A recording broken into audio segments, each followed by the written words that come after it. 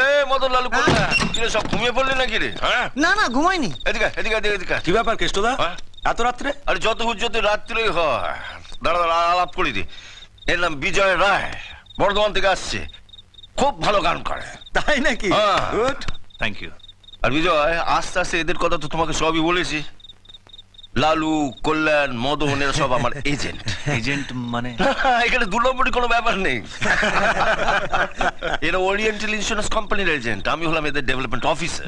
ও policy করে commission পায়, যত বেশি পলিসি করবে তত বেশি কমিশন পাবে। আরে তুমি একটা এজেন্সি নিয়ে নাও, আমি কালই তোমার ব্যবস্থা করে দেবো। আর তুমি থাকবে হলো এই মেসে। কিরে তোদের আবার কোনো আপত্তি টাপত্তি নেই তো? না না, আপত্তি কি আছে? থাকবে কেন? কি যে বলো না। আর হ্যাঁ, গায়ক হওয়ার স্বপ্নটা তুমি ছাড়বে না। যদি ইচ্ছে শক্তি জোর থাকে তাহলে একদিন মস্ত বড় গায়ক হবে। আর ওটি যদি না থাকে গোল্লায় যাবে। কিছু বুঝলে?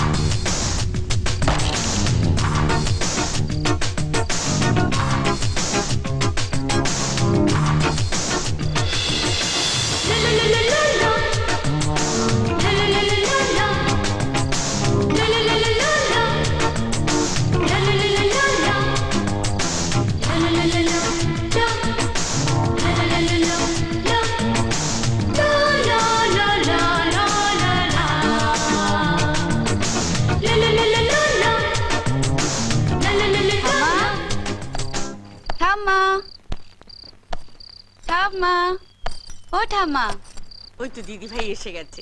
এই তো আমি এসেছিস। কেমন আছো? থাক থাক, বেঁচে থাকো, সুখী হও। জানিস আমি কখন থেকে ঘর বার করছি, ট্রেন লেট ছিল। ঝাড়া 2 ঘন্টা, তাও একদম বাড়ির কাছে এসে, সাঁতরাগাছিতে। ও বস বস দিদি ভাই বস। আরে বাড়ি চিনতে কোনো কষ্ট হয়নি তো? একদম না, ঠিকানাটা বলতেই ট্যাক্সিওয়ালা সোজা নামিয়ে দিল। আর তুমি তো ঠিকানাটা চিঠিতে লিখে পাঠিয়ে দিয়েছিলে। তখন আমি দিল্লিতে মাসির বাড়িতে। দিদি ভাই বাড়িটা তো পছন্দ হয়েছে তো? তোমার পছন্দ হলেই আমার পছন্দ। আসলে ওই বাড়িটা কেন ছাড়লাম জানিস? এই বাড়িটা থেকে তোর গানের কলেজ একেবারে সামনে, হাঁটা পথ। সত্যি ঠাম্মা? Wow, you are really great. আচ্ছা, আদর টাদর সব পরে হবে। আগে হাত মুখ ধুয়ে জামা কাপড় ছেড়ে নে। 2 দিন বাদেই তো কালী পুজো। আমি ঠাকুর ঘর পরিষ্কার করে রেখেছি, তুই গিয়ে প্রদীপটা জ্বালিয়ে দে।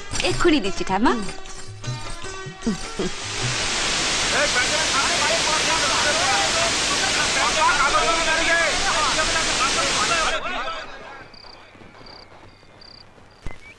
নিশ্চিন্তে যাতায়াত করতে পারছি, এটাই সবচেয়ে বড় কথা। বাবা বাবা তো বলেইছে কোনো ঝামেলা হলে কলেজ ছাড়িয়ে দেবে। আরে ম্যাডাম ওখানে বসে কেন? চল তো চল। Good morning madam. কি হয়েছে ম্যাডাম, এনি প্রবলেম? আজ বাদে কাল কলেজের ফাংশন, সমস্ত টিকিট বিক্রি হয়ে গেছে। অথচ ফাংশনের যিনি মেন অ্যাট্রাকশন সেই উদিত নারায়ণী আসতে পারবেন না। সে কি, কেন? আজকে একটা অত্যন্ত জরুরি দরকারে ওনাকে বম্বে চলে যেতে হচ্ছে। উনি অবশ্য আজ সকালেই ফোন করে বলেছিলেন। কি করব কিছুই বুঝতে পারছি না। ম্যাডাম একটা কথা বলবো? হ্যাঁ বলো। কাল রাতে আমি একটা ছেলের গান শুনেছি, ফ্যান্টাস্টিক গলা, সম্ভবত আমাদের পাশের পাড়ায় থাকে। ওকে দিয়ে গাওবেন? কি উল্টোপাল্টা বকছো? উদিত নারায়ণের জায়গায় একটা উটকো ছেলে গাইবে? পাবলিক তাই শুনবে? শুনবে ম্যাডাম, আমি বলছি শুনবে। আমার বাবা একজন বড় গায়ক ছিলেন, ভালো আর মন্দ তফাৎ আমি বুঝি। ছেলেটি অসাধারণ গায়। ও যদি আমাদের অ্যানুয়াল ফাংশনে গান করে আমাদের মিউজিক্যাল কলেজে সুনাম একটুও নষ্ট হবে না। যা ভালো বোঝো তাই করো, আমার এই ফাংশনটা উতরে গেলেই এখন বাঁচি। আচ্ছা ছেলেটার নাম কি? এটাই তো প্রবলেম ম্যাডাম, আমি ওর নাম জানি না। আমি শুধু ওর গানের গলাটাই শুনেছি, ওকে চোখে দেখিনি। ওকে খুঁজে বের করতে হবে। নো প্রবলেম, কাল তুই আর ম্যাডাম চলে যা। এইটুকু পাড়া, অত ভালো গান গায়, কেউ না কেউ ঠিকানা ঠিক বলে দেবে। 11টা বেজে গেলে এখনো দোকান খোলার সময় পেলো না। এই বাদশা, এদিকে আয়, এদিকে আয়, এদিকে আয়, এদিকে আয়। আরে আসছি আসছি, তুমি দেখছি এখন তো- দোকান খোলার সময় দেবে না। আরে কাল রাত্রে আর সেবা দেখতে গেছিলাম, বুঝলে কেশুদা? আরে তোর গল্প শোনার জন্য আমি আসিনি, তাড়াতাড়ি কর, তাড়াতাড়ি কর। নে, নে, নে, নে।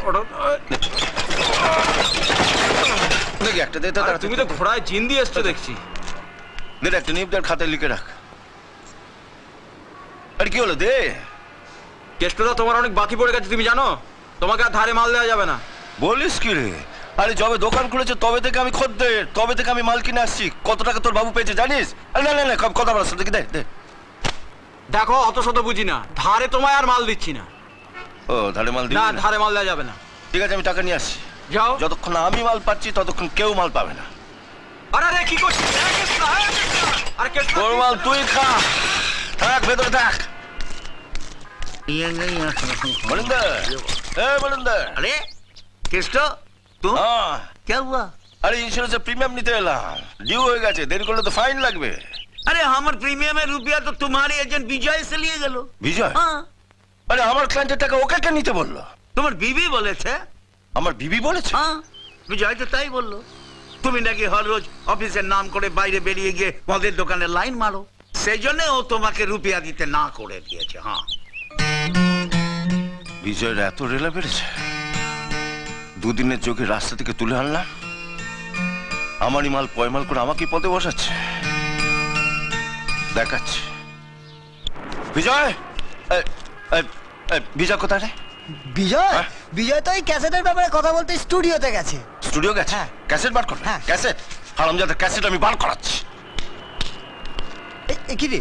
আরে কেষ্টদা হঠাৎ বিজয়ের উপর খোঁচে গেল কেন বলতো? আমার কি মনে হয় জানো, কি? সকাল থেকে তো পেটে মাল পড়েনি, তাই বোধহয় মেজাজটা বিগড়ে আছে।